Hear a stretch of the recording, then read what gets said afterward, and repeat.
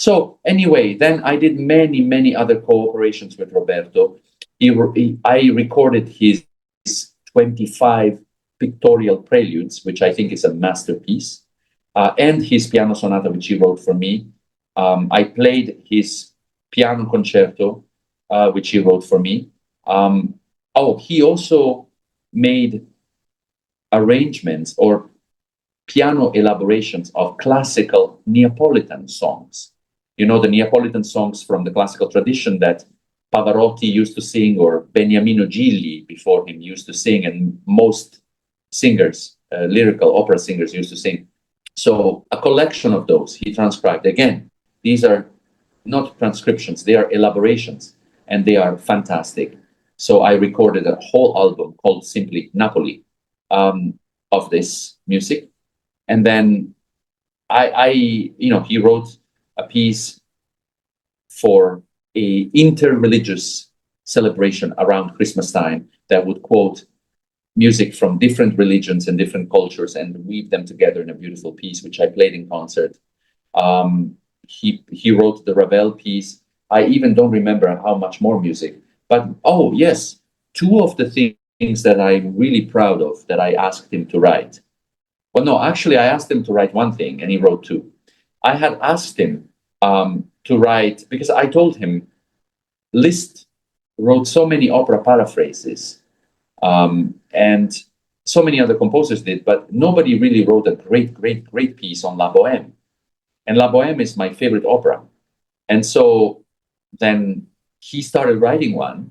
And then when he sent me the score, he sent me two scores and said, I'm sorry, but somehow in this creative process, I also decided to write one on Carmen, you know? So I had two operas now, and they are, one is 25 minutes and the other one is 30 minutes, so very long. And I would say these are probably some of the most difficult physically music I've ever had to play. Because he didn't try that on purpose, it just came up like that. And it's great music because the originals are great, but he wrote it very beautifully for the piano, and I recorded that too. Always for the Steinway label. So those two operas are also, something that I really love to play. So Roberto wrote a mix of original pieces, arrangements, elaborations, you name it. So, and our cooperation continues. Oh, and I'm almost forgot. Recently, in 2021, this is also a genius work, I think he wrote. I asked him, we were celebrating the 700th anniversary of Dante Alighieri. He's the most important poet in Italian history. He died in 1321. So in 2021, it was the 700th year of his passing. Of course, we were in the middle of the pandemic, but I had asked Roberto to write a piece based on Dante or on the Divine Comedy. And he wrote 3 books, just like the Divine Comedy: Inferno, Purgatory, and Paradise. And so I planned performances of Inferno in 80 concerts or something like that. But unfortunately, most of them were canceled in 2021. But I was still able to play it in a few concerts, and I played it later, 2022, 2023. I played this piece a lot. I played it in Poland as a premiere, and it was recorded, and the video is on YouTube. Only the first book, Inferno, because the whole piece lasts 1 hour or 55 minutes. But the first book, Inferno, is about 22 minutes. And it shows how much eclecticism, how much versatility Roberto has, because every time he can use different styles, different techniques, he always has his own voice, which I can recognize. But this piece is almost always atonal and sometimes even onomatopoeic, because it almost expresses noise. For example, the third movement is called Cerberus, the three-headed dog, the beast, the ferocious beast. So that, yes. You can hear the growling and you can hear, but it's extremely interesting. So this is another project. I did record it, but it hasn't been issued yet by Steinway. I'm hoping that they will next year or this year. That's really amazing. The CD that you mentioned earlier, called Long Commit PF. By the way, I have a CD actually. Oh yeah. And I should have brought it last time and actually to sign it. Well, no, I mean, maybe next time. I'm glad you know it. Yeah, we'll find another chance. And if I remember correctly, you have also made some transcriptions and arrangements. So could you tell me more about this? Yeah, because I mean, I sometimes like to explore some things myself. I mean, I don't have much time, unfortunately. I have so many ideas, so many things I would like to do, but time is really little. But during the pandemic, well, before the pandemic, I had done my own version of Vocalise of Rachmaninoff for solo piano, and I played it in several instances. And I also transcribed during the pandemic the whole Respighi violin sonata. This is one of my favorite works in its original form for violin and piano. But I also somehow thought it could be a great piano piece, because Respighi never wrote a piano sonata. Well, he did write, I even recorded it, but it's not a great piece. It's a very youthful piece that shows a lot of potential, but it's not a meaningful piece in the literature. His violin sonata definitely is.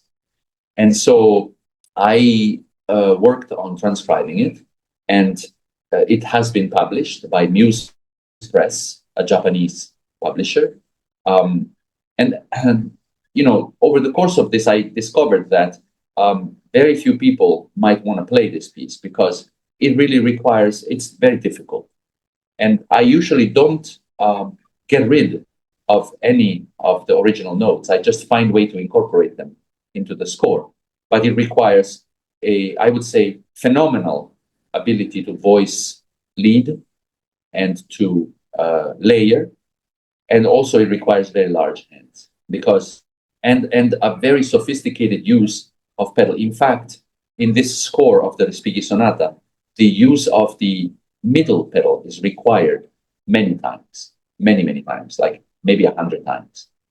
It's a 30-minute piece.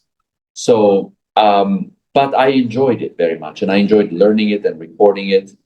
So I hope that someone someday will play it. Another thing that I transcribed is the Busoni Duettino Concertante. This is a two-piano piece, a piece for two pianos. But it actually is a Mozart piece, because Busoni created this two-piano piece basically from Mozart's piano concerto in F major, Purcell 459, the last movement. This is and this is the theme, and Busoni basically transcribed this for two pianos. He replaced the cadenza with one of his own. But aside from that, it's a pretty faithful transcription. I mean, it's very free, but it is Mozart's music. So I took the Busoni two-piano version, and I wanted to condense it into one piano. And again, this is one of the most highly virtuosic pieces ever. Not because I wanted to write something that difficult, but because to do the things that two pianists can do and to preserve the integrity of the score, one pianist only with 10 fingers needs to play extremely fast double notes, extremely fast octaves, and plus it has to keep the lightness of spirit of the piece. And plus there is a fugato section, which it's much easier for two pianists. But for one pianist to do the fugato section, it requires, again, a very large hand and very quick ability to finger substitute and a very refined use of pedal. But I had fun with it and I enjoyed it. And then I also, this is not exactly a transcription, it's more like an original composition based on a piece. I wrote a very short 6 minutes piece based on a soundtrack of a movie. The movie is very old. I think it's from the 1930s. It's a movie by Charlie Chaplin, and Charlie Chaplin also wrote this melody. I think the movie was called Modern Times, and this melody did not have words. It was just melody in the movie. But 20 years later, because it was such a beautiful melody, I think it was some very famous American singer like Bing Crosby or Nat King Cole, or maybe both, decided to sing it. So somebody wrote words for it. And the title of this song was Smile. I don't know if you know this. Yeah, I know it.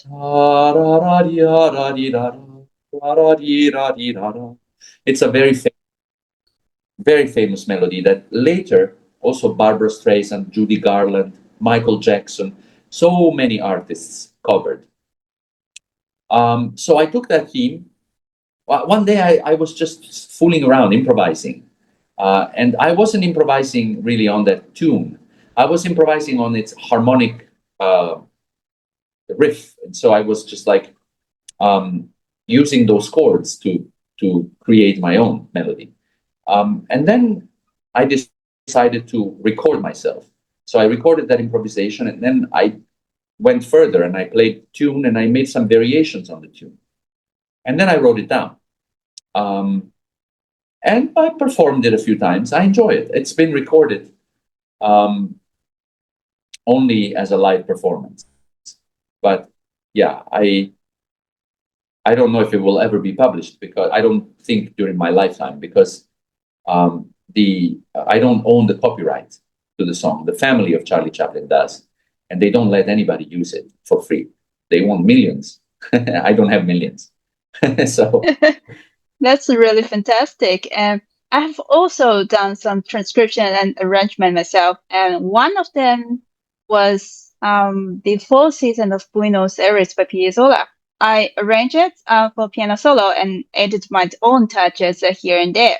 And it feels like you take the music apart and reshape it, and then to rebuild it in your own language. It's such a creative and rewarding process. Do you have a recording of it? I mean, the public performance has been recorded or no? No. That's too bad, because Yeah. I would love to listen to it. Yeah, I hope so. And I would love to ask you about your Spirio project in particular. You know, Steinway technology, especially the way it captures and transfers performance data, and feels almost futuristic. And so could you share your experience working with this project? Yeah, of course. When it comes to the technical side of it, of course, I don't have the technical knowledge, but the technology is really, it seems like magic, but of course it's scientific, and there's engineers working who worked very hard on it and still work on making it better and better. But I was lucky enough to be sort of at the right place at the right time, because I was communicating with Steinway and with the person in charge of both Spirio development and the Steinway label. So because I was doing recordings, I was also asked to go to New York and test the Spirio, record music, and make suggestions. This was in, I want to say 2012, 13. I think Spirio was launched in 2014. And before it was launched, I was already testing it. And not just me, of course, other artists as well, testing it and giving feedback and recording music, and then listening to the playback and seeing if it was being captured really with high fidelity, and making adjustments. And I recorded an enormous amount of music. In the first 3 years or so, or 4 years that it was launched, I went to New York often, and every time in a couple of days, I would record, I don't know, maybe 6 hours of music, and then go next time and record 6 hours more. I recorded, I don't even know how many hundreds of pieces for how many hours of music, days of music, if you listen straight. And so I think it is a wonderful technology that has a lot of possible applications, especially for educational purposes. But also, it's just fascinating and in the way that it can reduce costs for recordings, for example, because you can record on a Spirio piano and the editing can be done before you go in front of a microphone. So then when you wheel the piano and you put it in front of the microphone, the pianist doesn't even need to be there. You just hit play and your performance of the piece gets captured. So basically, to record a 70-minute disc, you just need 70 minutes of studio time, which reduces costs considerably for the label. But I don't think that is the most important use for it, at least for me personally.